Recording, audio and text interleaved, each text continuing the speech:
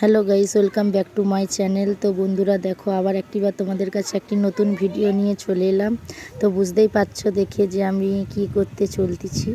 তো দেখো, নতুন শীতের সময় বড়ি দেবো সব আয়োজন করেছি ছোট করে।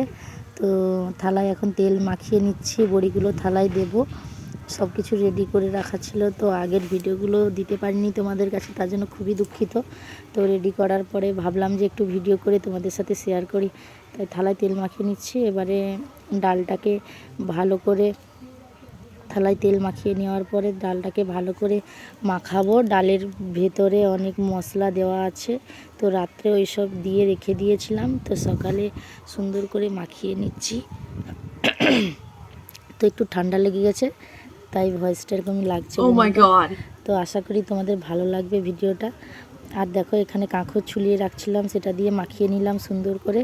এখন ফাইনালি কমপ্লিট হয়ে গেলে আমি থালায় বড়িগুলো দেওয়া শুরু করব। আর দেখো, ছেলেকে বকতেছি, ছেলেকে বলছি ক্যামেরাটা নিয়ে সামনে আসতে, মোটে আসতেছে না। তো বকার পরে দেখলাম চলে এলো ছেলে ভিডিও করতে করতে ক্যামেরাটা নিয়ে। তো ছোট ছেলে তো বুঝতেই পারছো, একটু দুষ্টু হয়।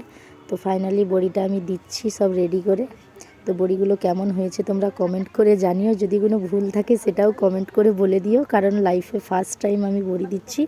তো ফাইনালি বড়ি দেওয়া আমার কমপ্লিট হলো। দেখো, 9টা থালায় বড়ি দিয়েছি।